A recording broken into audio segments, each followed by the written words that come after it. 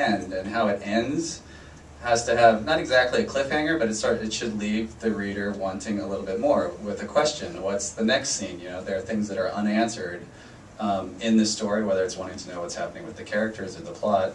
But the way you sort of wrap up a scene is pretty important to getting you to the next one.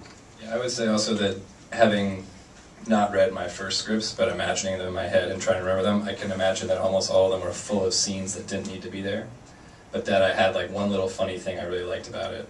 And I think like the discipline that Scott has that I don't, so either you have to learn it or get a writing partner, is to cut those scenes that they're just in there, but you know deep down in your soul that they don't really need to be there.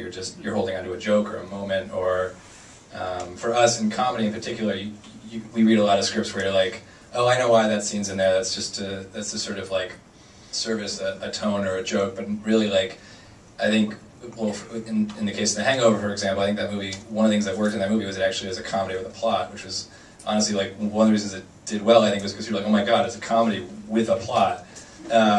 And that's blew people's yeah, minds. yeah, it's so new. But I think there is that sense of every scene has to matter, and in comedy it gets a little lazy because sometimes you can have a really funny scene that's not really that integral to the movie that sometimes will stay. And I've seen plenty of movies where they have sort of a lazy structure, and I enjoy it entirely. But there is, in script form, I think you have to have the discipline to cut those sort of lovely non-essential scenes. I remember my dad saying, you know, one of his pieces of advice to me was, besides the best piece of advice that I ever got, was that there's no scene that's worth a movie, and there's no line that's worth a scene. Would you agree with that part? First of all, I want to hear the best piece of advice. Well, the best piece of advice you've heard, right?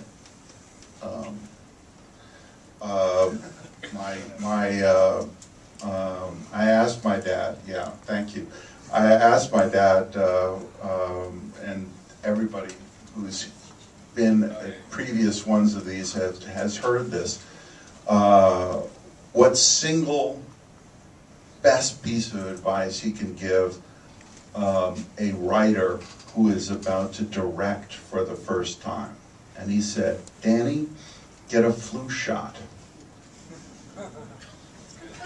There you go. That's the best piece of advice. He went on to say, this guy's writing that.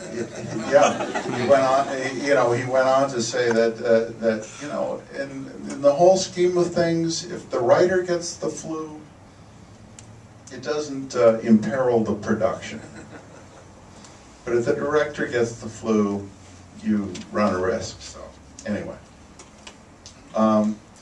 is there a merit?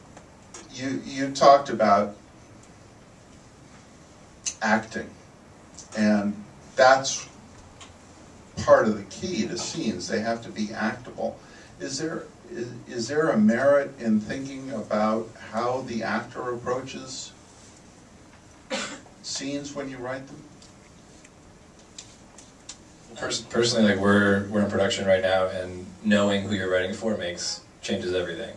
Because you write, I think when we start writing, and usually it's original stuff, it's not set up anywhere, we're just writing an original idea.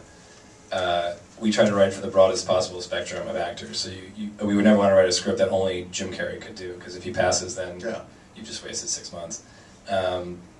But at that time, you're kind of writing types almost. Like with The Hangover, for example, you're writing a clown, which can be Will Ferrell or Zach Galifianakis, whatever the studio wants to afford. You're writing the straight man, which is Ed Helms or Steve Carell if they want to, spend $20 million or less. Or there's, the scoundrel, which is Vince Vaughn, or it's Bradley Cooper. You have a range for every piece, and those become sort of major archetypes. I know I'm talking way too seriously about The Hangover right now. But I think you write for types in some ways, and once it's cast, then there's a whole nother process, which we're going through right now in this movie we're working on. And we're working with Ryan Reynolds and Jason Bateman, who are incredible, but they have a very unique, like Jason Bateman's patter is so unique to him, like no one else does his sort of way of getting through a scene. And so rehearsals were great because all these scenes that in my head had played a certain way. You get in there and you're like, oh, I see what it becomes readily apparent how to fix it. But it's really hard to write.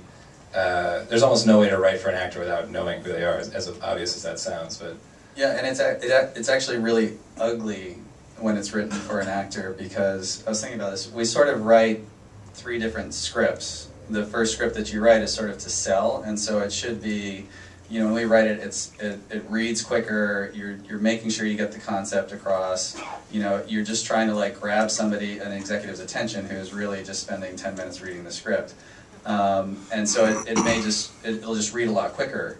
And then, you know, after you've hopefully sold it, we write a script that is to get through the development process, that you're trying to get the studio to greenlight it and spend $50 million on this movie, and that you're actually answering all these people's questions. You know, there's all these development people like, well, I don't know, why did you do this here? And so you have some terrible dialogue, which is answering questions so people will sign off on your movie.